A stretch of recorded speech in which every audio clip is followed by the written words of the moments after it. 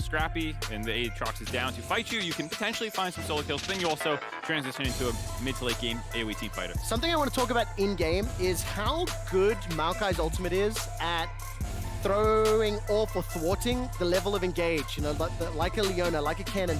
Obviously, you can't interrupt that Kaisa jumping onto the back line, but I see a lot of discussions on Reddit around how powerful it can be later stage of the tournament. The third pick here from Beyond is going to be Sylas. So again, a lot of brawl-heavy champions already on the Rift. Yeah, Sylas having 2 great ultimates to steal right away. Yes. So while he does not know the matchup he's playing into, Minji can feel confident grabbing a Leona or Kennen ultimate will feel fantastic. Grabbing that one up. And then like you're saying about the Maokai, just the changes that came through, it was a lot of tweaks to his kit. Even though it's functionally played quite a bit, they took like the AP ratio, excuse me, the health percent damage from his E and kind of stuck it on his Q at a reduced amount, but that means that you kind of get to spam it a little bit more. He started doing bonus damage to monsters to make him much stronger in the jungle. His healing from his passive got tweaked a little bit, as well as what counts as lowering the cooldown on it, which again made him a little bit better of a jungler. And so, you know, now you can get this insane amount of lockdown CC like you're talking about with that ultimate, the W, the Q, all this stuff. The vision control from E is just too valuable to pass up. I mean, Goodwood completely sold me on the tree the first couple of games. We're seeing it now rising in priority. Day 1, not so much. Day 2 and 3, starting to pick up. Do you have a lane that you prefer or a role you prefer to see it in? I think matchup dependent, I guess, right? Matchups will matter, of course, but I think the thing that's nice about it in the jungle is that it brings so much stability. It's this backbone for your team. We're like, great, now we have engage, now we have peel, now we have a little bit of magic damage, we have all these things, vision control that it can do, and that's what makes it such a strong pro play pick. As well as when you get higher and higher in his skill, when you disjoint the W, you can use that to drop turret shots, you can go under the Azir wall that we saw, you can actually see a lot of animations and tap your W and get out from them. I mean, if you love everything that Mark just said, go back and watch Pureshik's opening game. He basically used the sapling, and I think as Zale said it best, as a map hack. Yes. I think that honestly was just such a great description because the entire game, our observers were following Pureshik's movement around, and he was just littering the ward with those little saplings. Will we see Husha playing it or Kino? Find out in a moment. Ezreal's now been locked into the Kaisa Leona. One would assume that's going to be a jungle. ZHao the Hecarim and they're trying to do the last ban. So Arthur's going to look a little deeper down his champion pool. This is the player that I was talking a lot about on day 1.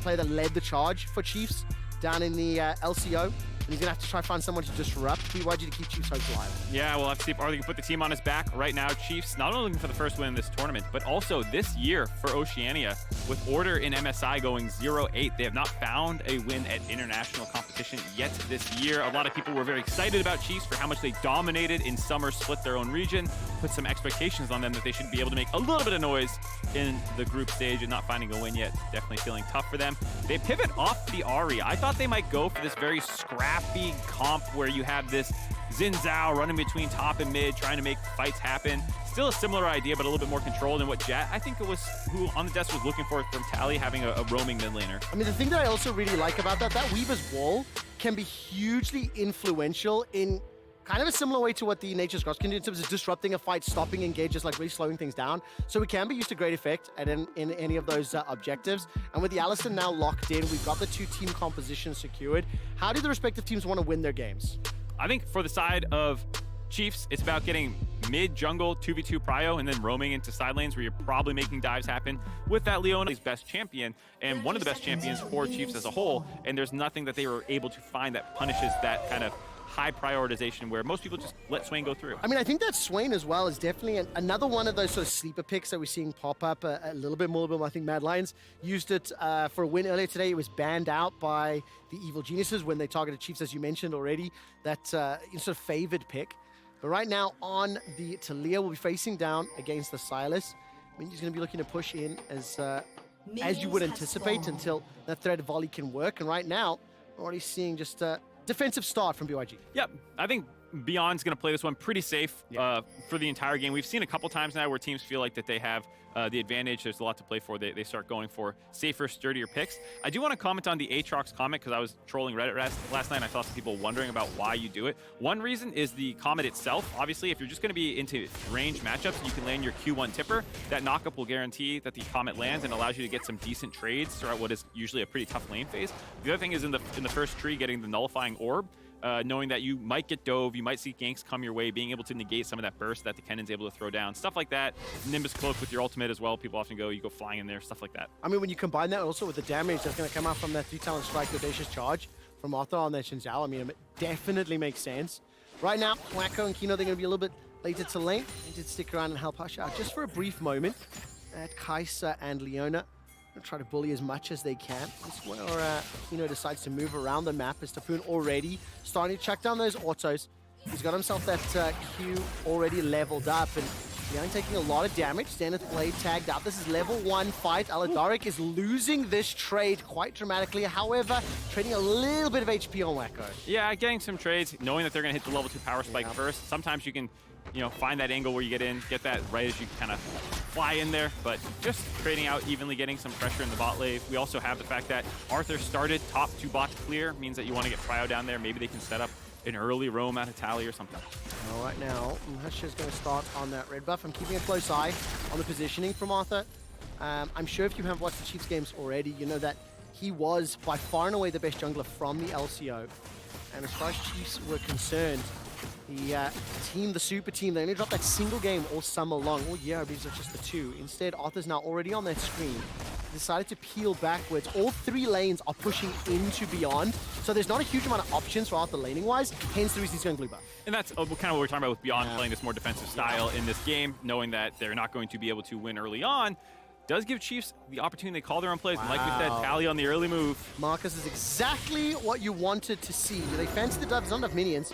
Not going to risk that one yet. Also, exhaust and cleanse, respectively, for Kino and Wako. So I like the sort of idea here from Chiefs. At least they are showing that they've got control of this early phase. And, I mean, it's tough against an Alistar to make that level 2 dive happen. Exactly. And that's also, I think, why you saw Aladoric going in aggressively. Make the lane states volatile, put people at low HP. Makes ganks easier. People are already starting the gank at half health. Easier to finish off. Minji step forward with that one. Flash is still available to him. Sapling toss could be helpful. Aladoric is looking to sidestep. Flash up. It's going to be forcing away Minji, and that's not going to be successful. However, pressure again, movement around the map. Every single member of Chiefs contributing. Yeah, really nice start for Chiefs. The fact that Aladoric kind of got broken out of the lane phase as well with the early pressure from Arthur and Taliyah. He kind of repays that favor. Flashing for Flash in the mid lane means that there's potential now for Taliyah if he can land a flick, or Arthur just wants to flash on top of him. Minji will be exposed in the mid lane, and for Leona, having Hex Flash, probably the best one to give it up. I thought for a second Arthur was going to go Flash W when becomes Lightning. Pretty telegraphed, so with this one, having that flash still on Arthur, whereas Aladoric in lane phase can still set up ganks with Hex Flash. Yeah, I really prefer that on the Leona as well. We know that Aladoric, I mean, that level 1 engage is already signaling. The thing I always try to interpret how the teams play, how emboldened they are to make those decisions, because it gives you a tiny bit of insight into their mindset or their mentality to a degree, right? Now, this is a team that has also dominated significantly through the LCO by doing exactly that sort of thing. And Kino gonna try jump onto Topoon. He's still got flash, he's still got that E, and will not get caught out just yet. So, easy escape. Yeah, that ward spotting him just in time, right before it timed out. Kino gave a bit of an advance warning for Topoon to know to start running away right when Leon went for that first Q1, so gets out of there safe. But I liked your point about the mindset, because when you are a team that wins so much and then you go to international stage and you start taking losses, not just on stage presumably, but having tougher scrim sets and things like that, it can be hard sometimes to preserve your identity. You are used to smurfing on people. You're used to being able to play aggressive. And the fact that Chiefs in this all-important game are still playing aggro. Well, there's the engage when it becomes Lightning. Zenith Blade, double Bramble smash! The headbutt backwards! Arthur does get taken down. First blood secured by Minji, and Kino's the next target. Aladoric can't stick to him. Taliyah has got no rocks to throw. Only the single threaded volley. Seismic shove comes backwards, but can Taliyah the King be slayed by Minji? Throws out the minefield and they escape. 2-0 to Beyond in a 1,300 gold lead. Beyond just sniff out that play in the mid lane. There's a ward you can see kind of on the ramp into blue buff that in the river can spot the move by Aladoric that allows Beyond Gaming to kind of camp, knowing that that pressure is going to be coming from Minji's flash. Everyone knows that's the mini objective for this game right now, is the fact that, all right, Minji doesn't have flash. Chiefs are going to want to go mid. Good vision by Kino, good roams, knowing where he needs to be to turn that 3v3 in their favor. Yeah, that means that Chiefs, in a do-or-die game, lose this, you're eliminated from playoffs, cannot advance. The LCO will then go to 0-13, 0-12 on the year. And this is how it started. I mean, Chiefs of the run, they were hunting Minji. Yeah, they saw Aladoric moving up the river, so they know that they want to target Minji. It's about being here at the right time. Nice flick by Taliyah to set this up, but the CC that comes in from Alistar and Maokai's Gross, plus the Maokai Q knocked them behind them, which gave the free headbutt for Kino to put them under turret. Might have been scrappy if not for that. If it's just a straight 3v3, I think Chiefs have better damage for fighting, but because they were able to land just better CC combos, they won that one so decisively. I'm pretty confident the moment that Audacious Charge landed, there was one small forward step from Husha, and he got that Bramble Smash. I mean, it was just so nicely done. And it allows the fact that Minji Sylas gets 2 kills secured already. You've talked about the ultimates that he can steal. There are a number, like literally other than Weaver's Wall, every single one of his ultimates is going to have gigantic impact in team fights, and he's already the member that's being played. We've seen a lot of Sylas this tournament. Some people going so far as to first pick it no matter what's up.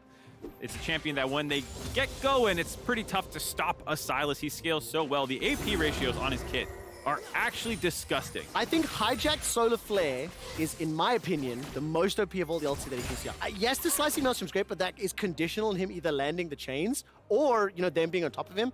But every time I see a Hijacked Solar Flare just being fired to, like, literally Death Star laser beam someone to death, it brings me just sadness. I mean, so the alt ratio conversion thing is what a lot of people often talk about, but his W has a 90% AP ratio on the damage. There's also the healing portion as well that you can get into. 100% AP ratio on the second part of his E, and his Q has a 40 and a 90 on the 2 different portions.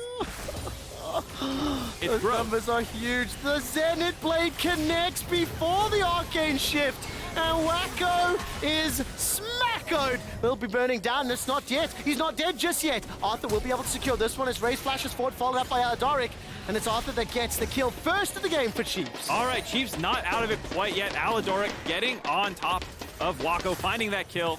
Nicely done there. Getting it onto Arthur as well. Feels not bad, having a little bit more agency in the game to actually take potentially 2v2s around mid and top. I mean, the gold is still, like, bang on even. The CS advantage for Topoon in the top lane is a large part of that reason. The kill secure in the bottom lane will also unlock the first dragon. So 9 minutes in, just after that, this Mountain Drake will take a fair amount of time here for Arthur to solo it down. It is at the concession, or it is conceding the Rift Herald. And now we get to see Tower Dive mechanics. Come on, Tower Dive mechanics. Let's see. Pick up the aggro, drop it with that Twisted Advance. All right, ult available for Topoon. No flash, though. And we see Aladoric in range to try and back this one up. There's a Hex Flash forward. Slicing Maelstrom does little to nothing. Zenith Blade will at least stun up Husha, and the aggro will not be reset. I wasn't quite sure if you picked that up, but how did it... Yeah. Might have been just Sapling, maybe? W damage as well, potentially, if you pick it up. If no one else grabs the turret aggro while you're in that invulnerability phase, you will pick it up right away. So I believe that's what happened there for Husha. Unlucky, but they do get the 1-for-1. Aladoric not going to be denied just because that first roam in the mid lane went bad. Still going all over the map. The one thing I will say, which I'm really happy about between these two respective teams, they are anticipating one of those moves. You know, that mid lane dive onto Minji, beyond read it like a book, were able to respond. The dive up top onto Topoon, Aladoric was already there. They at least get an even trade out of it. So there's a level of understanding here and a quality in strength. But look at that mini-map. Aladoric just making it to range. Yeah, I really like it. The fact that they just got the kill on the bot side means that they don't need to help protect the dragon take by Arthur. So he goes up top side, lands a nice double ultimate there. Does end up being the 2-for-1, and there, I guess, just still grab the turret. Okay. Wasn't able to get any autos down from the rest of the team, and that will mean 2 kills to 3, but the dragon secured is going to be advantageous, and I think crucial as well. It's a huge amount. Front line, and all of a sudden Topoon is once again under third. His flash is just a couple seconds away. That's the flash Twisted Advance, and the flash from Topoon is just a moment too late. No Summoner Spell available to him. A Darkened Blade from Liang sends Topoon packing, and of course that's a substitute player. Keep in mind, Liang coming in 1-0-1. A little bit bullied, but doing just fine. Yeah, so far, did go down in CS with all the attention. The other parts of the lane did give some extended laning to the Kennen, which is, like we said, something that is a little bit annoying for Aatrox if you're not being able to land a ton of sweet spots. But finally, Husha getting up there. They flash W from Maokai. Pretty unfair to have to deal with such a powerful gank. I mean, it's just 2 screens away effectively, right, when you combine those 2 abilities. But it will once again put Beyond in the advantage. They were able to pick up the first couple of kills, get the first gold lead. It was bounced back from Chiefs, and now once again arrested. Minji's flash will be blown to get away from the Zenith Blade. Solar Flare doesn't connect onto anyone. The Crescent Guard has been hijacked and used. Minji saves his jungler's life, and the teleport comes out here from Liang. He had just recalled, I believe, and that will mean that no further action comes from it. But again, that's that indicator here from Chiefs. They want to force the fight. They're playing on the front foot. They're trying to use this composition that has a lot of go forward buttons to try to get and shut down Beyond. Unfortunately, it was a 5-man commit though that Beyond were able to stuff out. Wako was able to stay down on the bot side by himself, get a bunch of turret plates, also allowing this Rift Herald to come through for first turret of the game going in Beyond's favor, absorbing that 5-man pressure. Like you said, Minji having a great usage of the ZHao ultimate. I mean, that's the risk, right? The double-edged sword. Throwing everything in the kitchen sink at your enemy team. If that lands, great, you knock them out, you pick up an advantage. But you're already in a deficit. You at least have a dragon, so that's one step towards a win condition. When you don't get the kills, you concede the ultimates, you lose that bottom tower, and all of a sudden, this Ezreal that is, quietly scaling up. Minji's already 3-0, got a 300 gold bounty. The CS deficit that Liang was in is not only negated, he's got a kill and an assist to his name. So it's all starting to go Beyond's way.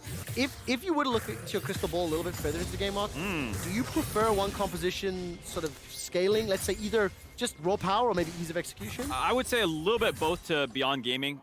Power, obviously, I think Sylas is gross, as I've made known. I think Aatrox scales well. I think the Maokai does as well. But the other thing is, it's very easy.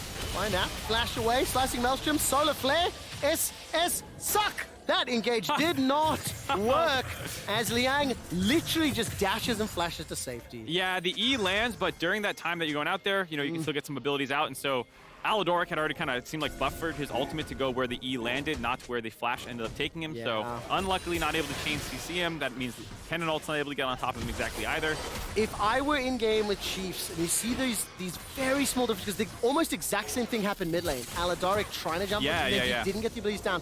It almost feels like there's too much aggression. There's too, take a breath, slow it down. Really make sure you layer your CC correctly, because there's so many tools here from Chiefs, but they're just firing haphazardly from the waist and not finding their target. I think they're hungry to make a play happen, and you're up there, you have the resources committed. You saw again, during that time, Wako was just sitting mid, hitting them. You also had Minji down the bot lane during that time, and so not only are you eager to make a play just for your own mental state, but also the pace of the game. These other people have not committed to defending completely, and so Beyond able to get out of there by himself means that now he can, walk back up to this turret, keep defending it, and the rest of Beyond just keeps farming away. Absolutely love that graphic just popped up. The turret plate secured. Beyond about plus 800 gold just from turret plates. That means their gold lead is just over 2,500 in the lead. Dragon secured here by Beyond. That's the Infernal. So now we're going to be playing on a Cloud Rift. Just 3 members of Chiefs. Make that 4 members of Chiefs on our continued pressure. Teleport is available for Minji. He's in the bottom lane. Zenith Blade won't find its target, nor will that Prey Seeker. And all of a sudden, Raes will just pop Kino, get the teleport as well. And all of a sudden, Wako's now looking for Arthur. Nature's Grasp thrown down, they engage, flash over the wall. Husha's now coming from behind. Minji has stolen that Solar Flare, does so much damage. Minji's on a rampage, got himself the 4th. Arthur and Tali running for their lives. Topoon may be too late to the fray, won't even fire that slicing Maelstrom. And Liang is looking to end LCO's world, picking up another 7 kills to 3,000 gold up. Beyond Gaming answer that play out. Yes, Chiefs were able to find the initial kill under the turret onto Kino, but already they were moving up to the top side, no way out. Arthur tried to fight his way out by hopping on top of Wako, not able to quite do it though. A bunch more kills going in their favor. No major objectives really beyond this second Rift Herald that has just spawned, so gonna grab this one away for Beyond. We'll see where they want to use it. Probably gonna try and break mid lane turret. This is where you start to get scared though, Mark. 203 Aatrox, 401 Sylas. I mean, look at the minimap just before I hand over. That split push pressure from Minji, he tried to come in, it didn't work out. Yeah, you can see the teleport coming underneath the turret. He could have even gone for a nastier flank going onto the pink wards in River instead, but wanted to make sure that the dive did not continue onto Liang. Wako moving up to the river. That's where you saw Arthur make the decision to hop on top of him, but already Husha's behind. There's just not a clear angle for them to take at all to try and survive this on the side of Chiefs.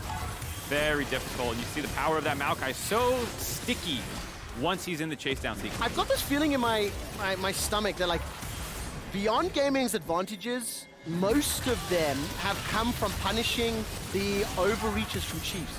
Do you think that's fair to say, or is it a bit of a stretch? No, I think it's fair to say. I mean, there haven't been like too many of their own dives. There's one top side, but at the same time, that was kind of what we were saying strategically made the most sense for the comp to do. Yeah, if you can get good vision out, see where the enemy's going to be going, and either choose to get up there and counter it, or move away from it and just keep farming plates and things like that. I think Beyond Gaming's done a very good job of seeing all the plays coming and never being surprised, really. Always knowing what their decision was going to get them, whether that be farm, turret plates, or kills. Man, 4,000 gold up already. 2.5 minutes until the next dragon spawns. And let's not disregard the fact that there is a lot of team fighting tools here from Chiefs, but that window, or the difficulty with which you want to make that work into an Alistar, into the Maokai, into the Aatrox is going to be more difficult. And this is one of the things that I was going to touch on when you were asking about, you know, comp favorites. I really like when it's... Oh, hold on. Every time I try and talk about it, someone's going to die. It's not the case, though. Let's find out. Liang will get caught by a solar flare. So Zenith Blade correction. Nicely done. This time round, Liang does get absolutely focused. Every single crowd control ability lands. Minion wave has been cleared out here by Raes, and Taliyah and Arthur may want to engage. The seismic shove was timed perfectly from Tally. So Liang the only concession, but another cross map. Minji and beyond, they have an answer to the proactive plays of Chiefs. Yeah, Chiefs still working their way back in the game. Getting the flash out of the Maokai out is pretty big. We'll see if that matters at all in a minute and a half when the dragon comes up. He also committed his ultimate to zoning Raes away from the turret. It's very powerful and very nice to do that, but when the enemy teams collapse and kill you, now you don't have that to peel for yourself to get out of there. That's one of the reasons he lost his flash. So Mark, I think we will have a little bit of time here. Composition, Chiefs, what did you like about it? Sturdiness. Sturdiness. How hard it is to actually insta-gib someone in terms of Maokai being very tanky, in terms of stopwatches and Zonias, and or however Sylas wants to build. He has a lot of build paths he can go to make sure that he is itemizing against the biggest threats. Double AP Soul Lane, Banshees make sense. So for Chiefs, the way that normally get back in the game is we're going to find someone and blow them up with a Leona and a Kennen, and you're going to insta-give someone. But so many members on the side of Beyond are just hard to do that to. Even Ezreal is notoriously slippery. You have an ultimate that drops 50% damage reduction. Liang is the squishiest, easiest to do it to. That's why they're targeting him. The observers have made it very, very, very, very, very clear what was coming. If you're looking at that screen, we got a long-range zoom out. Liang stepped all the way forward. His flash was forced, but at what cost? What's happening? I mean, Herald's dropped mid, bottom's being shoved in. Chiefs can do one step, but not much more. So I'm sure Beyond and Chiefs have both identified what I'm talking about, where it's like the easiest person to really make plays on is that Aatrox. Yeah, he has the Eclipse that makes him scary in drain tank situations, but 100 to 0 is very easy to take care of right now. And so Chiefs are trying to pick on the only real exposed member that they can kind of make these plays work onto. I mean, when you think about it, right? Kennen, ZHao, Kaisa, there is a lot of pretty high burst damage if they layer it together. Fortunately for them, Liang was too slippery that time around. Not in a position to contest, still behind. We're 20 minutes on the clock in just a moment. And the second dragon here will be secured. And for Beyond, now that they've got, 37k under their belt, 2 dragons under their belt, nearly 2 items across the board. It's just Minji there at the Everfrost and the Banshee's Veil completed. Now we'll wait for Liang and Wako to pick up. They've got through the most difficult parts of the game for their composition. And they have the tools to both control, to engage, to disengage if they wanted to. And now when you see them start to play a little bit more on the front from practice, right now they're just punishing Chiefs with great cross-map plays. Yeah, right now they're going to try and defend this turret. Still an overloaded side of the map for the Chiefs as, again, Liang, Wako is kind of leaving. Whoever's the side that gets overloaded by the Chiefs is kind of on their own island to fend for themselves. To your point, though, whenever they decide to start grouping up, they'll start being very annoying to deal with, walking into Mystic Shots, walking into those saplings. We'll have to see how they want to deal with that. Now, the thing is, if Beyond commit to like a 1-3-1, if they do have Aatrox and Sylas on the side lanes and you leave that mid lane to a little bit of like sapling toss and Mystic Shot clear, there is a lot of engaged tools that Chiefs are willing to throw. So Beyond cannot be caught off guard or by surprise. If they do go for that option, which I think you can see pretty frequently for the last few minutes, Chiefs are going to try to find a way into the game. And I've got this little comment I want to ask about. We'll see whether or not this engage plays out here. Arthur and Tally starting to back out. That's the engage from Husha. Throws down that chem tank.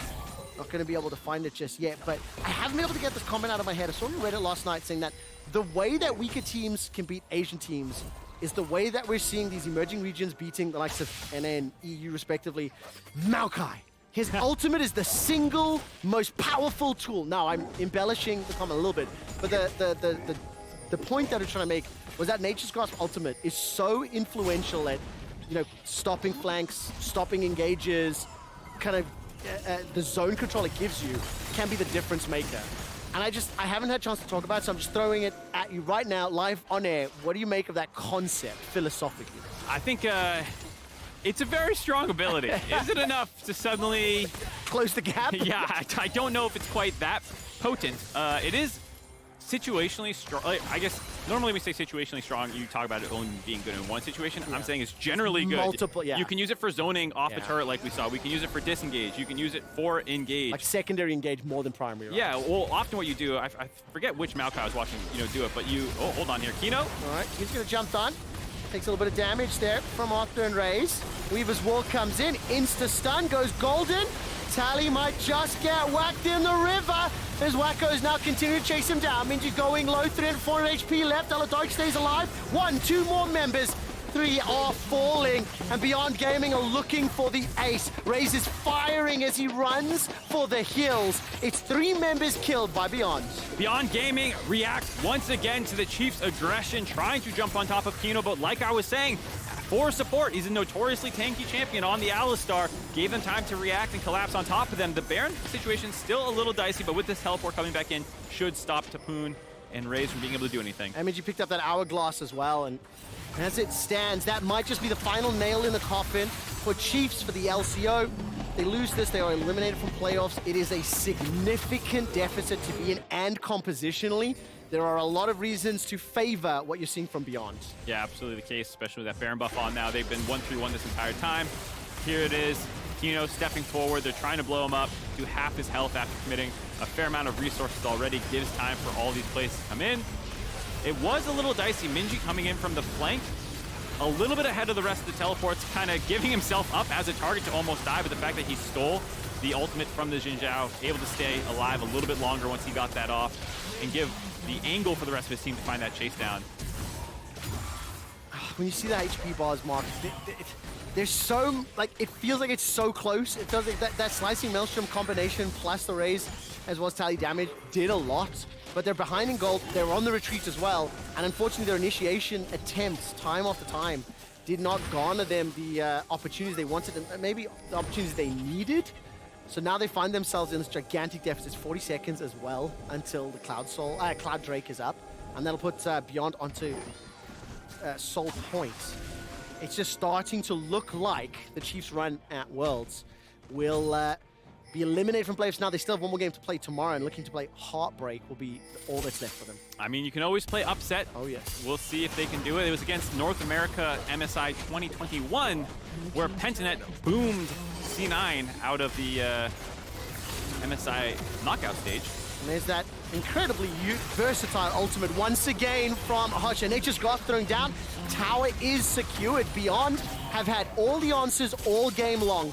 They've managed to counter-punch every single one, and with Baron empowered minions in this bottom lane, they're now looking for their second inhibitor tower. Chiefs, they don't have the go button yet. Caught out! The hijacked solar flare blinds the Aussies and sends them to the fountain. 2 members left, Tally and Raes, keeping them busy as the minions are now being ushered through the middle lane as well. Sidestep from Raes, 5 versus 2 against Baron-empowered minions. Beyond Gaming looking to eliminate the LCO, looking to pick up their second win of the play-in stage. And they are finally picking up that second Nexus turret. It has been a fairly one-sided affair. Beyond eliminate Chiefs from knockouts. They eliminate the Chiefs, and Beyond get one step closer to securing themselves that playoff spot to try and make the group stage, getting up to 2 wins. Joining, I believe it's Loud at 2 wins right now. Detonation Focus Me also at 2 wins. 3 teams sitting in that position. Only 2 of them will get to advance. So Beyond Gaming taking a pretty